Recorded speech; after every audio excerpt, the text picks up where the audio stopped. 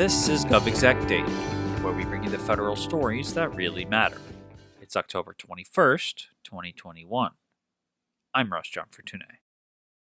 When Congress started addressing the coronavirus pandemic with relief bills in 2020, billions of federal dollars started flowing to local and state governments to deal with the crisis. Now, as these governments shape their goals and priorities, they are turning to advances in machine learning, automation, and other technologies to effectively identify and prevent fraud, waste, and abuse cases while ensuring transparency in government for the public. As part of GovExec Media's Roadmap to Modernization event recently, Route 50 Senior Editor Bill Lucia spoke to Marty LaMar, Chief Economic Development Officer for the City of Pittsburgh, Pennsylvania. In today's episode, they talk about how it's more important than ever for public funds to be responsibly managed.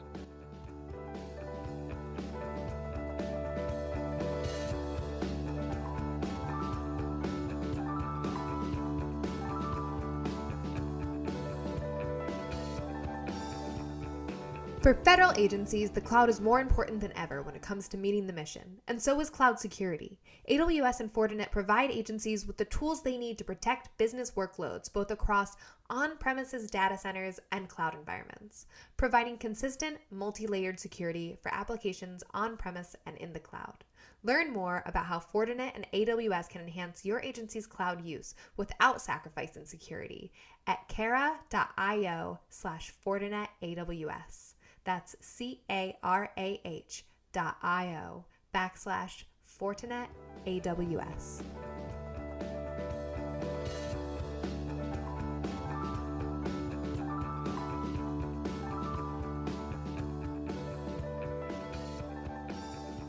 On the front lines of detecting problems with waste, fraud, and abuse at the state and local level are public agencies.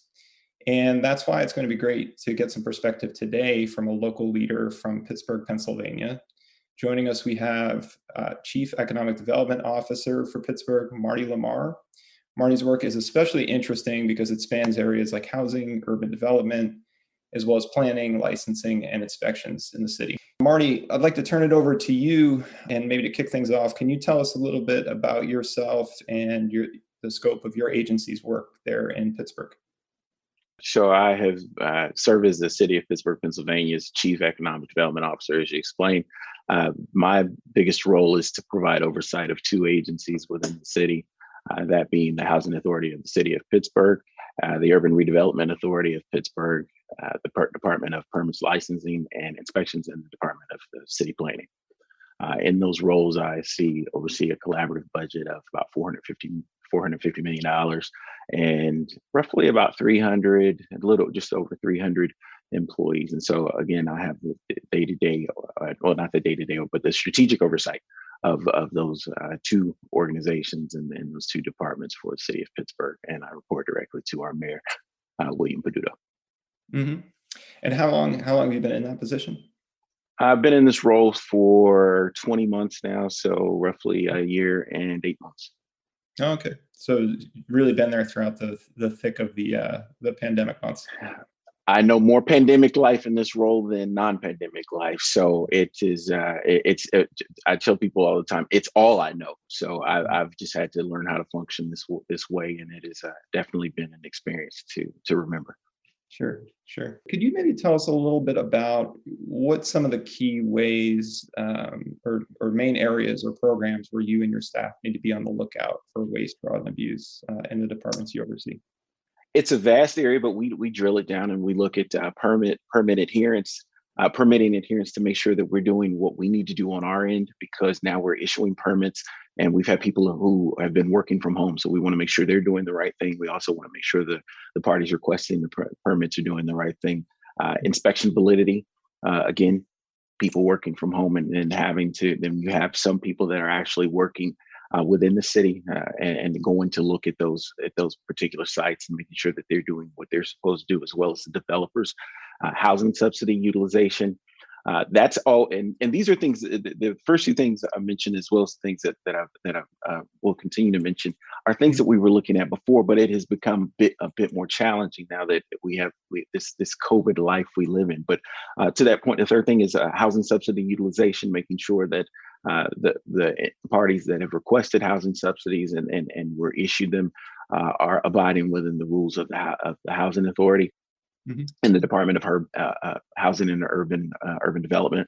We also monitor our Urban Redevelopment Authority loans and grants to make sure that those have been allocated properly, and then after allocation, making sure that they have been utilized and implemented as the agreement said they would. And the final thing is just employee work hours. You've got so many people that are working from home, and you want to make sure that they're doing what they're supposed to do to ensure that the city runs efficiently and effectively, not only in prior to COVID times, but definitely in this existing COVID world. Hmm. Hmm. And just to sort of unpack some of those areas a little more. So like when you Mhm. talk about, for instance, urban redevelopment loans and grants, like what are some examples of like where those would go? So like just to give people a sense of what we're talking about there. Sure. So those would go to small businesses that have requested funding to help their businesses prior to COVID, to help them just function and exist as a result of COVID, to help them just continue to remain in existence.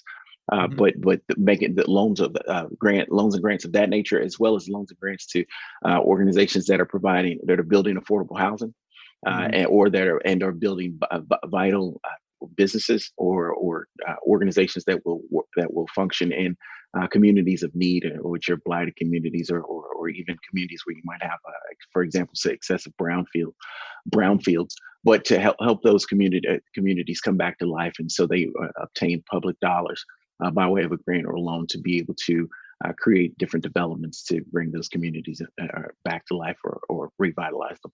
When you think about looking for waste, fraud, and abuse across those areas, like what are some of the biggest challenges you run into? What makes it difficult, or a challenge? And I always appreciate that question, because I think it's something that people don't realize. Waste, fraud, and abuse was always on the forefront. It has really Mhm. become something that people pay attention to now. So the thing that we've really paid attention to is monitoring developers to ensure that they and their staff are doing the things that they said they would do, and based on the plans that were approved for them to have their project. And then we make sure that the project itself is running along as planned. Um, we also look at in some cases, we look at the um, impact that COVID has had, and making sure that that the units are being developed as they were indeed were we agreed for them to be constructed, and then from there it just it kind of morphs into a world of its own. And so from there, it could be, we stay with the developer. The developer could have a negative history in the city. We monitor the developer a little bit closely. We monitor the development to know if a particular area of town has seen some not so above board things in the past, because for whatever reason somebody felt they could get away with that. We monitor that closely, and then anything in between. Turning to ARPA funding and pandemic relief funding more generally, that's flowing from the federal government. Mhm. How has that money? What have your departments been doing with that money? How much have they tapped into so far? I realize it's still kind of early on for some of the discussions about the American Rescue Plan Act money, but just any light you can shed there about how some of the federal pandemic aid has filtered down into your departments. So we haven't seen that filtration has not taken place yet. We have been very judicious in how that money, or I should say our Office of Management and Budget has been very judicious, and we've had meetings to talk about how that money could possibly be allocated, but it has not happened just yet. I'm very anxious to see, obviously, but the thing about it, what I think people have to keep in mind, is that cities took a tremendous fiscal hit when Mhm. COVID came in. One of our big funding sources is parking. And Mhm. our parking authority is a major provider of revenue and funding and fiscal assistance throughout the city. And there was nobody coming downtown, so if we don't have anybody parking, then we lost a tremendous amount of revenue there. So you have something like parking that the city of Pittsburgh depends on so heavily, and we're already monitoring every dollar we get to the nth degree, and making sure that we stretch it as far as we possibly can. Then suddenly something like COVID comes in. Yes, we're excited about the ARPA funds, but at the same time, we know that that's not going to be the resolution to all of our problems. And so, and I actually have been, I'm very much in favor of the city taking a very slow and easy approach. I shouldn't say easy, but definitely a slow, calculated approach to determining how those funds are allocated, because it really is going to make it's going to be critical in determining how we function in the upcoming years. And with there being no real end, for lack of a better term and phrase, for COVID and its impact in sight, we're going to have to be very careful, because we know that funding like this will probably not happen again. And if it does, it definitely won't be to the magnitude that it's been for this particular set of funds. Right. If your departments do receive an influx of some sort from that funding, I mean, are there any plans to take any special steps around how those funds are monitored, or evaluating the results that spending leads to? The results, so much we would have to wait to see what we receive, but definitely monitoring it, absolutely. That's going to be critical, because again, funding has been altered, to put it lightly, and we want to make sure that we're doing the best that we can with what we have. And so, yes, we would monitor it, but it all depends. Whatever is allocated to us determines how we move forward. So we have meetings to talk about what the possibilities are. But as you know, those are just possibilities until we get some definitive answers on what will be received. Sure, that makes sense. So from chatting previously, I know that earlier on during the pandemic, your permitting, licensing, and inspection staff, they did an internal review. And I wonder if you could tell us a little bit about, it was an internal review of different policies, processes. I was wondering if you could talk a little bit about what that involved, why you did the review, and sort of what some of the findings were. Sure. The first thing that we looked at was our internal operations, and this was pre-COVID. And so we knew that we wanted to be amongst the best cities in cranking out permits, licensing, and inspections, and making sure that we're as efficient as possible. So what we wanted to improve, and like I said, improve our speed and efficiency. And so we were in the process of doing it, and then suddenly COVID hits, and then now we've got to do it from a different perspective and from a different angle. And so what we were doing prior to COVID doesn't completely go out the window, but now we're doing it a little bit differently, because now we're making sure that, hey, we've got staff that's at home working diligently, monitoring staff that's not in their home and working externally, and trying to make sure all these things are going. And then at the same time, we're trying to become more efficient. So you mix that in a pot, and then what you get is a lot of people working really, really hard to try and figure out, hey, how can we be the best that we can possibly be?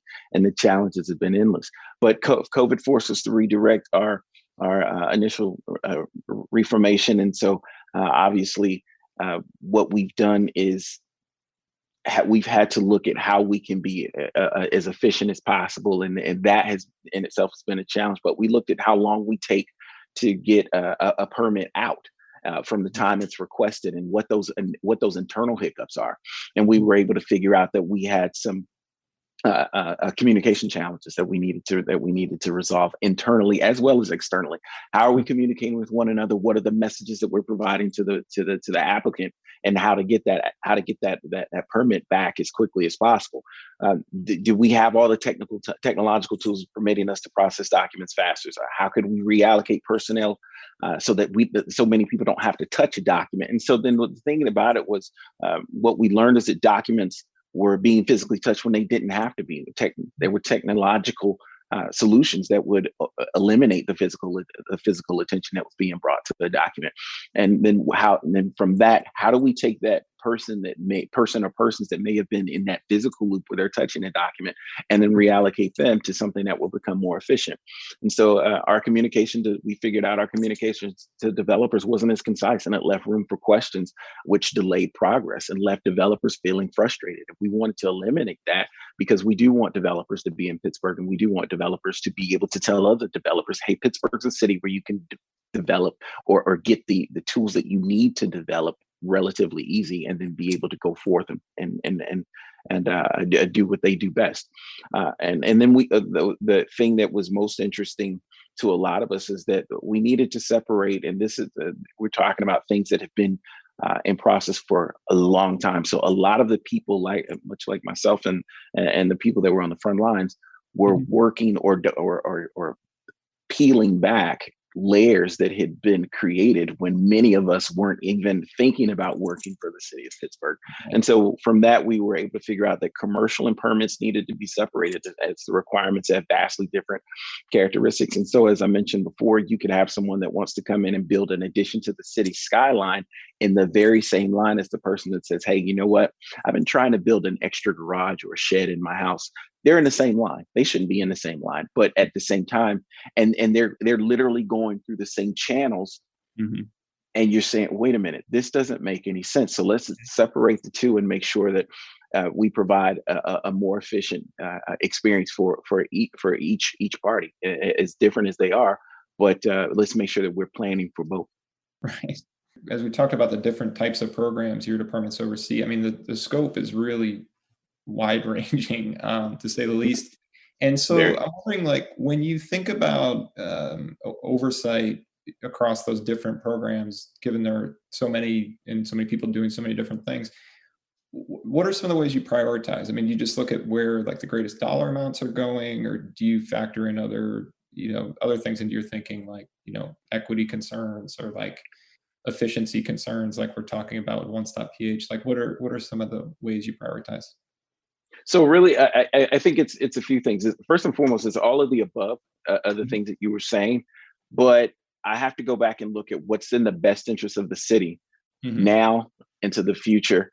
And then, and not only that, I also kind of have to take a peek in the past and say, okay, now where do we need to make sure that we don't go back to? So I do look at all of those things, and then we've got a really quickly or rapidly expanding economic development initiative within the city. So those two agencies and those departments really have to work interactively sometimes. And in the times that they don't, I still have to be aware of how they're working and making sure that we're working best for in the most efficient and most effective way for the city. So yes, it does take a consistent fiscal review. It does require me to be cognizant of what areas of the city need to be developed, what areas of the city have gone through blight that need to be revitalized, tying those different neighborhoods or those different areas or communities together so that the city does not get left behind. And so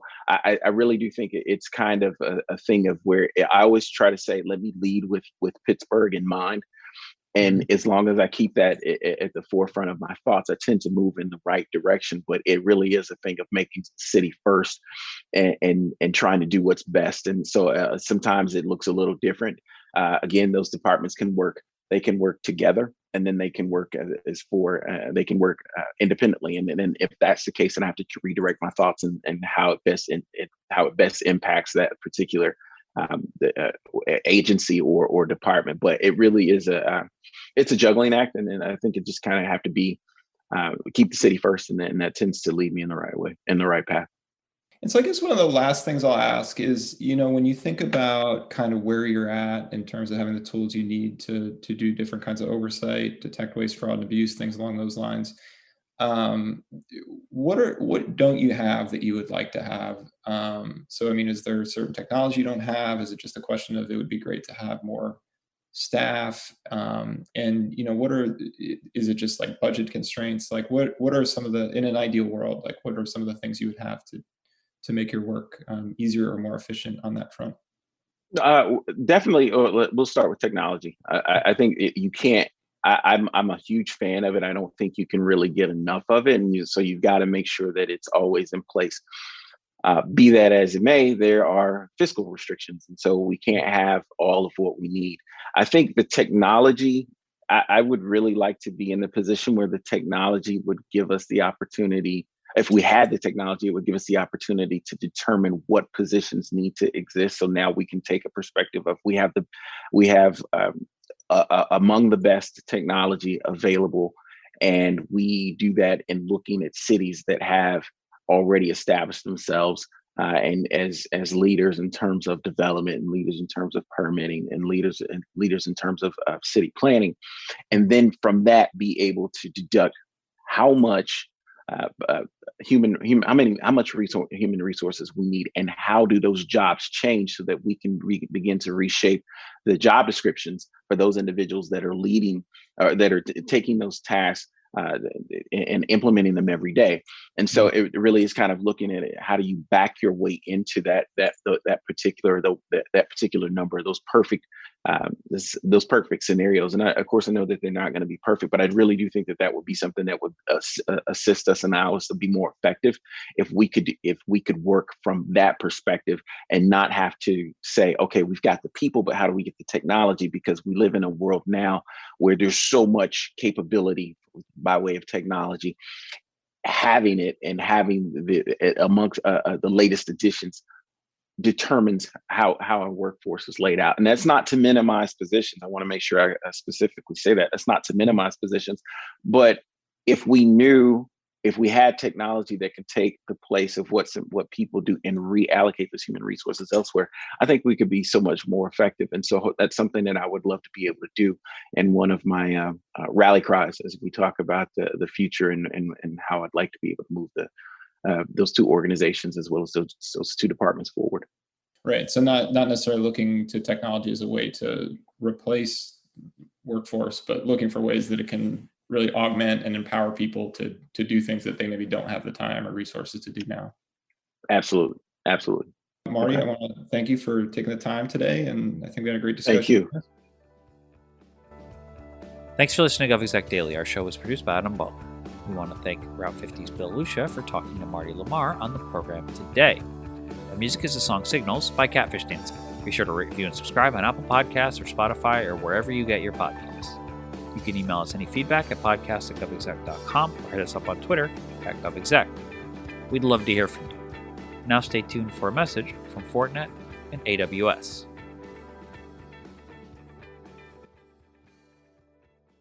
Hello and welcome. I'm Juliet Van Wagenen, editor of branded content for Government Executives Studio 2G, and I'm sitting down today with Jonathan Nguyen, Vice President and Global Field CISO for Fortinet. Today, Jonathan is going to share his insights into growing government cloud adoption and how agencies can prioritize cybersecurity in a cloud-first world. Jonathan, thank you for joining me.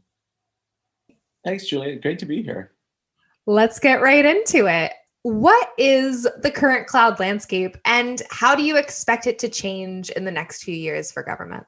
Yeah, so it certainly has accelerated since the pandemic, and that drove all types of remote working and the need to have more flexible, agile abilities to execute on the mission. And so we did see an expansion in both planned and unplanned migrations to the cloud. And along the way, a lot of those same challenges we saw when we had computing on our prem, on our infrastructure, on our platforms, unfortunately now being replicated in the cloud. So I see it's great, it's delivering on its promise, but there's still a lot of systemic issues we need to address. Absolutely. And so what do agencies need to be thinking about when it comes to cloud security? So absolutely, the fundamental thing right now is it's still about basic security controls, how to manage complexity, also how to deliver on that mission while working with limited resources and staffing. So a lot of the same problems that plagued us in the last 25 years continue to plague us as we shift towards cloud computing. The way agencies need to think about cloud today is that the shared responsibility model, as we shift off our own infrastructure to somebody else's, what was said is somebody else's computers, how do we understand what we're responsible for across the infrastructure, the platform, indeed the software? So when prioritizing your cloud security, again, I start with fundamentals and visibility. How do we ensure that we have the same visibility control, whether it's on our private cloud or somebody else's public cloud? And that's the key. There needs to be a common platform that delivers visibility across domain so you can really understand what's happening. The number one issue in cloud security today is misconfigurations. And that's plagued us since time immemorial. For me, that's like somewhere back in the 1980s, right? And so one of the things we need to ensure is that whatever platform we use, private or public, we can ensure the same configurations and same controls and consistency so we don't fall prey to those simple to intermediate problems that cause so many problems. One notice is that 80% of all the problems we see in computing and cybersecurity could be mitigated with simple to intermediate controls. Fascinating. And so tell us a little bit about how the Fortinet and AWS partnership is uniquely positioned to serve the federal space and ensure cloud security and address some of those systemic issues you mentioned. So the way you look at AWS and Fortinet is the best of both worlds to help, public sector organizations of all sizes, small, medium, large, state, local, and federal. The idea is that AWS brings a tier one, best-in-class cloud security platform with almost an embarrassment of riches and tools. So many tool sets that it's wonderful. We finally have more tools than we know what to do with. And that's great, they're best in class. What Fortinet brings to the table is not only security tools that are natively integrated on that AWS marketplace, but it has the same look and feel with the Fortinet equipment that's also on-prem, widely distributed throughout the public sector. But Fortinet brings two other things that are unique to this thing, because cloud computing emphasizes the need for better mission outcomes and better user experiences. And all of that is only delivered if you have really great networking, which is now SD-WAN, because we're no longer hub and spokes. There are no hubs. Everything is going out to cloud resources. Second is AI-enabled security. And what Fortinet and AWS brings together is the ability to have unified vision and control across your networking, security, and your compute, all three elements working in tandem so that you have optimized performance and responsiveness in those networks and applications for those better mission outcomes and experiences. The reason why that's so unique and different is this. If you have SD-WAN that's not integrated with security, you just have optimized bottlenecks on networking and security. And if that's not integrated with a best-in-class cloud platform like AWS, then that's not really optimized. It doesn't take advantage of the inherent capabilities of elasticity and scalability that's so rich in something like AWS. And that's why when you bring Fortinet together with SD-WAN and security fabric and security-driven networking and computing with AWS and the Fortinet security fabric, you really do get that cross edge-to-edge visibility control for those better mission outcomes and those user experiences. All right. Well, that's unfortunately all the time we have for today. Jonathan, thank you so much for joining me. Always a great time, Julia. You take care. Thanks, you too. And thank you to everyone listening to our podcast.